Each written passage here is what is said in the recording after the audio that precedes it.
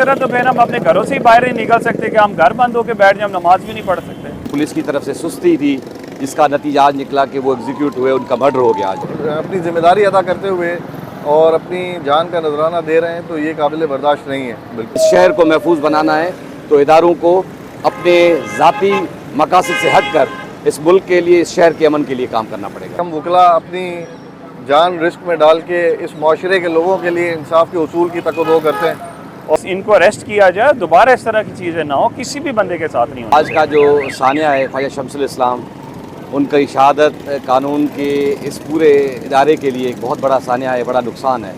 और आज आप ये चीज़ देख रहे हैं, जबकि आज से चंद महीने पहले उनके ऊपर एक मर्डर अटैम्प्ट हुआ, उसकी FIR है और आज तक जो उसमें मुल्ज़मान थे उनकी पैरवी नहीं हुई। पुलिस की तरफ से सुस्ती थी, जिसका नतीजा आज निकला कि वो एग्जीक्यूट हुए, उनका मर्डर हो गया आज। और ये मर्डर इस पूरे शहर के अमन के ऊपर सवालिया निशान है। और हमारे वकला आज से नहीं, कब से ये शहादतें दे रहे हैं, मगर हमारे वकला के लिए, तहफ़्फ़ुज़ के लिए ना लॉ इन्फोर्समेंट एजेंसीज़ कोई लाहेमल देती हैं। हम बड़े वॉलंटियर होकर घूमते हैं और हमारी कत्लगाहें हमारी सड़कों पर बना दी जाई गई हैं। और कराची बार ने इस हवाले से कल हड़ताल का भी ऐलान किया है और जनरल बॉडी कल कॉल की है कराची बार के अंदर। उसमें कराची बार हम वकीलों की ये डिमांड है कि एक जामिया मजबूत अपना लाहेमल देंगी, क्योंकि ये मज़ीद जो ये कत्ल हैं, ये कत्ल गाहें हैं, जो ये ना मस्जिद महफूज है, ना सड़क महफूज है, ना घर महफूज है। इस शहर को महफूज बनाना है तो इदारों को अपने ज़ाती मकासद से हट कर इस मुल्क के लिए, इस शहर के अमन के लिए काम करना पड़ेगा। ये बड़ा अफसोसनाक वाक़या हुआ है। सीनियर वकील ख्वाजा शमसुल इस्लाम साहब, उनके साथ ये उनका मर्डर हुआ है आज, और हम इसकी भरपूर मज़म्मत करते हैं। वो हमारे बड़े एक सीनियर और काबिल वकील थे जिनके साथ ये वाक़या हुआ है।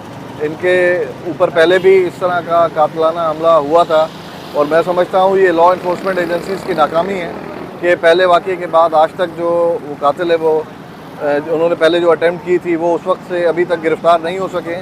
और आज ये एक हमारे सामने एक अंदोनाक वाक़या पेश आया उनके साथ, तो हम इसकी भरपूर मज़म्मत करते हैं और ये डिमांड करते हैं लॉ इन्फोर्समेंट एजेंसी से कि ऐसे वाक़यात के हवाले से वो फिलफौर इक़दाम लें और इनके कातिल को गिरफ़्तार करें, ताकि वकीलों के साथ होने वाले इस तरह के वाक़यात की जो है रोकथाम की जा सके, जो कि अपनी ज़िम्मेदारी अदा करते हुए और अपनी जान का नजराना दे रहे हैं, तो ये काबिल बर्दाश्त नहीं है। बिल्कुल मैं इस वाक़ये के बाद सिर्फ यही गुजारिश करना चाहूँगा कि हम वकला अपनी जान रिस्क में डाल के इस माशरे के लोगों के लिए इंसाफ के उसूल की तकदो करते हैं, और उसके बावजूद लॉ इन्फोर्समेंट एजेंसीज़ का अगर ये रवैया है, तो जो बकाया हमारे वकला दोस्त हैं जो वकालत का पेशा जो है उसमें अपने फ़राइज़ सर अंजाम देते हैं, हम उनके लिए भी बहुत ज़्यादा कॉशियस हैं। हमारे काफ़ी ये सीनियर वकील हैं माशाल्लाह, ये लाहौर भी आते थे और काफ़ी प्रैक्टिसिंग एडवोकेट हैं कि जुम्मे की नमाज़ पढ़ के ये बाहर निकले और इन्हें गोली मार दी गई है।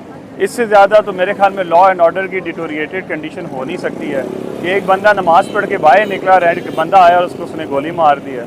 तो ये तो जितने आप इसे स्ट्रांगली हम लोग इसे कंडेम करते हैं, क्योंकि इस तरह तो कोई बंदा सेफ़ ही नहीं है कि हम नमाज़ पढ़ के निकलें, रोड पे जा रहे हैं, कहीं भी कोई आके हमें मर्डर करके चला जाए। हमारी अपील तो गवर्नमेंट से ये है कि जिसने भी ये काम किया उसे फिल फॉर अरेस्ट किया जाए और ऐसे इकदाम किया जाए कि इस तरह तो फिर हम अपने घरों से ही बाहर नहीं निकल सकते कि हम घर बंद होकर बैठ जाए, हम नमाज भी नहीं पढ़ सकते।